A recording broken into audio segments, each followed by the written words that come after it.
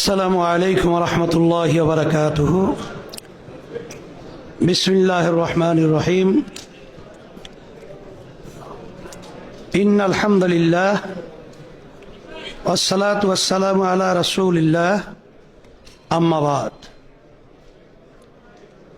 ইসলামী আন্দোলন বাংলাদেশ আয়োজিত আজকের এই ইফতার মাহফিলে উপস্থিত সম্মানিত রাজনীতিবিদ, বিভিন্ন বন্ধু প্রতিম, রাষ্ট্রের কূটনীতিক, মিশন প্রধান ও প্রতিনিধি, পেশাজীবী, ব্যবসায়ী, শিক্ষাবিদ ও সমাজের বিভিন্ন স্তরের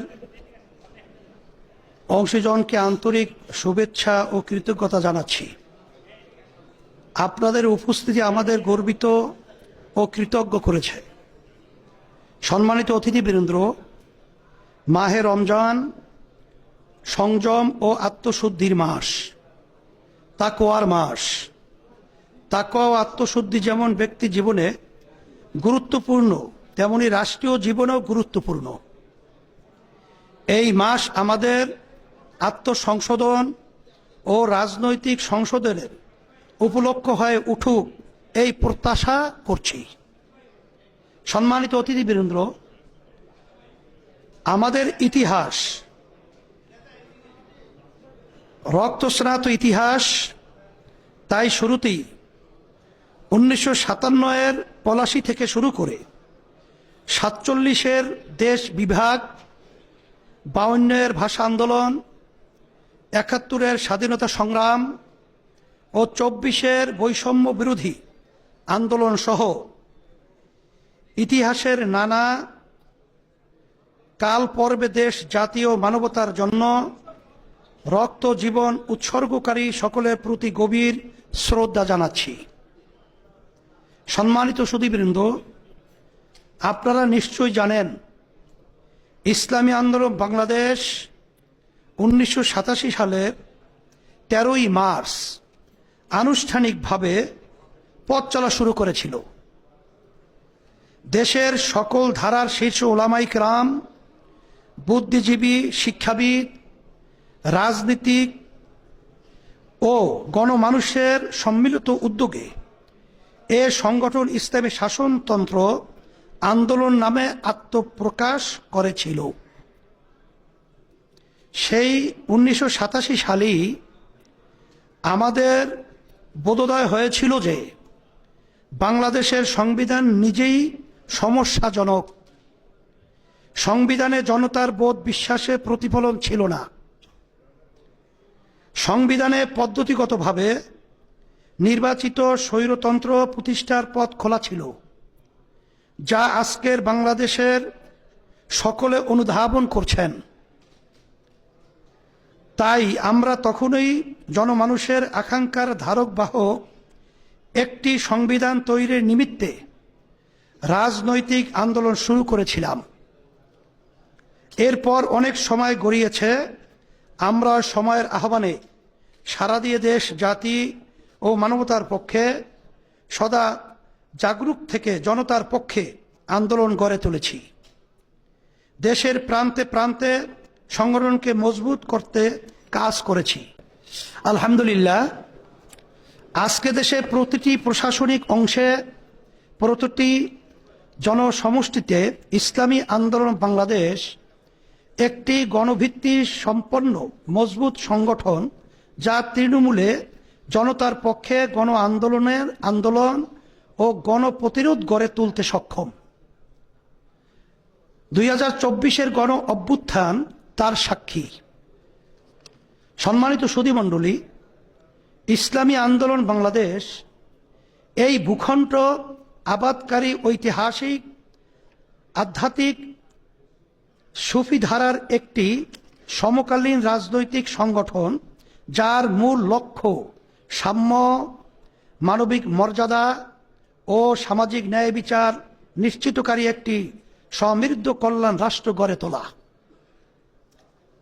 এদেশের মানুষের হাজার বছরের বোধ বিশ্বাস, চরিত্র, মূল্যবোধকে ধারণ করে এবং সামাজিক পুঁজিকে ভিত্তি করে ইসলামের সুমহান আদর্শের আলোকে গণমানুষকে ক্ষমতায়িত করে একটি কল্যাণ রাষ্ট্র করে তোলা আমাদের প্রধান লক্ষ্য।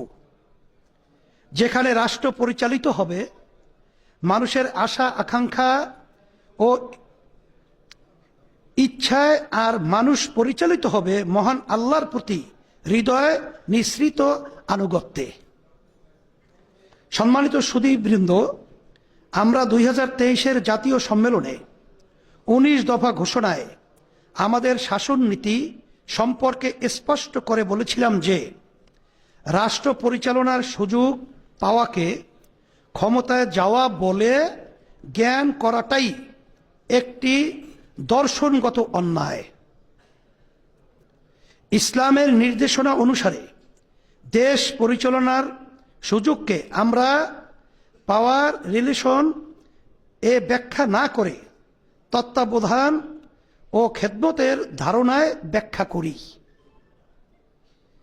যেখানে ক্ষমতার চর্চা নয় বরং প্রতিপালনের নীতিতে দেশ পরিচালিত হয়।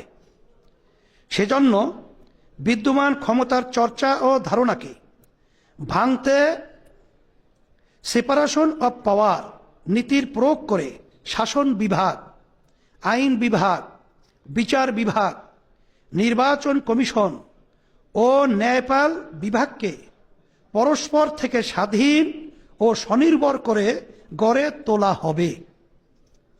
এটাই আমাদের শাসন নীতি। আমরা এই ধারণায় বাংলাদেশকে নির্মাণ করার সংগ্রাম করে যাচ্ছি। সম্মানিত সুধীমণ্ডলী, আমরা মনে করি বাংলাদেশের সকল নাগরিক সমান মর্যাদা ও অধিকারভুক্ত। ধর্মীয় কারণে কাউকে সংখ্যালঘু বিবেচনা করে তার নিরাপত্তা নিশ্চিত করার প্রতিশ্রুতি দেয়ার মধ্যে নাগরিকের একটি অংশকে মূল ধারা থেকে বিচ্ছিন্ন করে আলাদাভাবে বর্গায়িত করে তার নাগরিক মর্যাদা হেয় করার প্রচ্ছন্ন বার্তা আছে। আমরা সেটা করতে চাই না। ধর্ম, বর্ণ, ভাষার নির্বিশেষে সকলে মিলে আমরা বাংলাদেশি জাতি, যার প্রতিজনের সম্মান, মর্যাদা ও নিরাপত্তা নিশ্চিত করার জন্যে আমরা লড়াই করে যাচ্ছি। সম্মানিত সুধীমণ্ডলী, রাসূল আকরাম সাল্লাল্লাহু আলাইহি ওয়াসাল্লাম প্রতিবেশী সম্পর্কে বলেছেন, হে আল্লাহ, যে আল্লাহ ও তার রাসূল সাল্লাল্লাহু আলাইহি ওয়াসাল্লামকে বিশ্বাস করে সে যেন তার প্রতিবেশীকে সম্মান করে, প্রতিবেশীকে কষ্ট না দেয়া। আমরা আমাদের সামাজিক ও রাষ্ট্রীয় সকল প্রতিবেশীর ক্ষেত্রেই রাসূল আকরাম সাল্লাল্লাহু আলাইহি ওয়াসাল্লাম এর এই নির্দেশনার কঠোর অনুসরণ করি। আনাস ইবনে মালিক রাদিয়াল্লাহু তাআলা আনহু থেকে বর্ণিত, তিনি বলেন, নবী করিম সাল্লাল্লাহু আলাইহি ওয়াসাল্লাম বলেছেন, তোমার ভাইকে সাহায্য করো, সে জালিম হোক অথবা মাজলুম। মহানবী সাল্লাল্লাহু আলাইহি ওয়াসাল্লামের এই নির্দেশনা মান্য করে আমরা সারা বিশ্বের সকল মাজলুমের পক্ষে অবস্থান নেই, আর সকল জালিমকে তার জুলুম থেকে বিরত রাখার চেষ্টা করি। বিশেষ করে রোহিঙ্গা ও ফিলিস্তিনিদের সাথে যে অবিচার ও নির্মমতা করা হয়েছে, আমরা তার তীব্র প্রতিবাদ জানিয়েছি এবং অসহায় রোহিঙ্গা ও ফিলিস্তিনিদের পাশে থাকার অঙ্গীকার করছি। সম্মানিত সুধীবৃন্দ, রাসূল আকরাম সাল্লাল্লাহু আলাইহি ওয়াসাল্লাম বলেন, আত-তাজিরু সুদুকুল আমিন মান নাবিয়্যিন ওয়াস সিদ্দিকিন ওয়াস শুহাদা। সৎ ও আমানতদার ব্যবসায়ী কিয়ামতের দিন নবীগণ, সিদ্দিকিন এবং শহীদগণের সঙ্গে থাকবেন। এমন মর্যাদাবান ব্যবসায়ীগণের যথাযথ সম্মান ও সুবিধা নিশ্চিত করতে ইসলামী আন্দোলন বাংলাদেশ ধর্মীয়ভাবেই দায়বদ্ধ। সম্মানিত সুধীমণ্ডলী, 2024 আমাদের ইতিহাসের একটি গৌরবময় ইতিহাস। ইসলামী আন্দোলন বাংলাদেশ এই গৌরবের অংশ। আমরা জুলাইয়ের শুরু থেকেই রাজনৈতিকভাবে স্বনামী এই আন্দোলনের অংশ ছিলাম। দীর্ঘ স্বৈর শাসনের পরে একটি গণ অভ্যুত্থানের মধ্য দিয়ে বাংলাদেশ রাহু মুক্ত হয়েছে। এখন সময় হলো বাংলাদেশ গড়ার। ইসলামী আন্দোলন বাংলাদেশ সেই 1987 সাল থেকেই বলে আসছে যে আমাদের নিজস্ব ইতিহাস ও বোধ বিশ্বাস সমর্থিত সংবিধান দরকার। কারণ বর্তমান সংবিধান নিজেই সমস্যাজনক। আজকের বাংলাদেশে আমাদের সেই ঐতিহাসিক দাবির পক্ষে ঐক্যমত তৈরি হয়েছে। ইসলামী আন্দোলন বাংলাদেশ দেশের রাজনৈতিক চরিত্র পরিবর্তন করে সৌহার্দ্য ও সহযোগিতাপূর্ণ রাজনৈতিক পরিবেশ নির্মাণ করতে চায়। দুর্নীতিমুক্ত, জনবান্ধব জনপ্রশাসন, স্বাধীন বিচার বিভাগ ও সাংবিধানিক প্রতিষ্ঠানগুলোকে স্বয়ংক্রিয় ও দক্ষ করে তোলার জন্য আমরা প্রচেষ্টা চালিয়ে যাচ্ছি। সম্মানিত সুধীমণ্ডলী, বিগত বছরগুলোতে রাজনৈতিক সদিচ্ছার অভাব এবং কোনো কোনো ক্ষেত্রে অসুস্থ রাজনীতির কারণে বাংলাদেশের সাংবিধানিক প্রতিষ্ঠানগুলো ধ্বংসপ্রায় হয়েছে, যার সুযোগে দেশে স্বৈরতন্ত্র প্রতিষ্ঠা পেয়েছিল। আমরা আর আগের অবস্থায় যেতে চাই না। তাই সংস্কার অপরিহার্য। ইসলামী আন্দোলন বাংলাদেশ বারংবার প্রয়োজনীয় সংস্কারের প্রতি জোরালো সমর্থন জানিয়ে আসছে। বিশেষ করে সংবিধান, নির্বাচন কমিশন, জনপ্রশাসন, পুলিশ, দুদক ও বিচার বিভাগে সংস্কার জরুরি হয়ে দাঁড়িয়েছে। এসব ক্ষেত্রে প্রয়োজনীয় সংস্কার না হলে আগের তিমিরে ফেরত যাওয়ার আশঙ্কা থেকে যাবে। তাই এসব ক্ষেত্রে সংস্কার হতেই হবে। নির্বাচন ব্যবস্থা সংস্কারের ক্ষেত্রে আমরা বিশ্বের 90টিরও বেশি দেশে অনুসৃত সাংখ্যানুপাতিক পদ্ধতি পিআর নির্বাচন পদ্ধতি দাবি করেছি। আমরা মনে করি জাতীয় নির্বাচনে সংখ্যানুপাতিক পদ্ধতি অনুসরণ করা হলে রাজনীতিতে গুণগত পরিবর্তন আসবে এবং কার্যকর ও যথাযথ প্রতিনিধিত্বশীল পার্লামেন্ট গঠিত হবে। নির্বাচনে কালো টাকা ও পেশি শক্তির ব্যবহার বন্ধ হবে। ইসলামী আন্দোলন বাংলাদেশ নির্বাচনহীন পরিস্থিতি দীর্ঘ হোক তা চায় না, বরঞ্চ নির্বাচনকে সুষ্ঠু, অবাধ করতে এবং নির্বাচনে সকলের জন্য সমান সুযোগ নিশ্চিত করতে প্রয়োজনীয় ব্যবস্থা ও সংস্কার করে দ্রুত নির্বাচনের আহ্বান জানায়।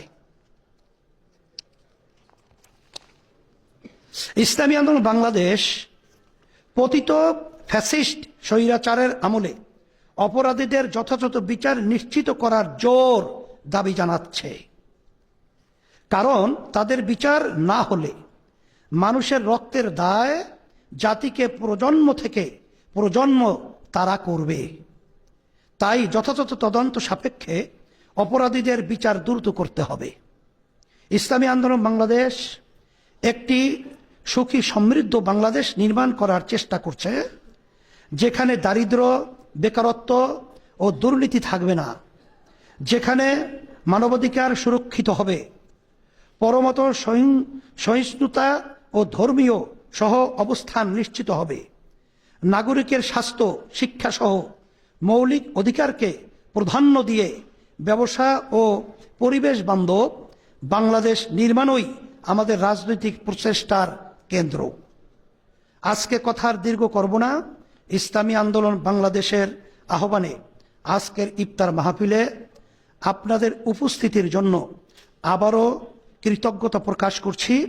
নতুন বাংলাদেশ বিনির্মাণের যে কোনো প্রচেষ্টায় আমরা সদা সর্বদা জনতার কাতারে ছিলাম, আছি এবং থাকবো ইনশাআল্লাহ, এবং আপনাদেরকে পাশে পাবো বলে আশা করছি। আল্লাহ হাফেজ। আল্লাহ সবাইকে ভালো রাখুক। মাআসসালাম।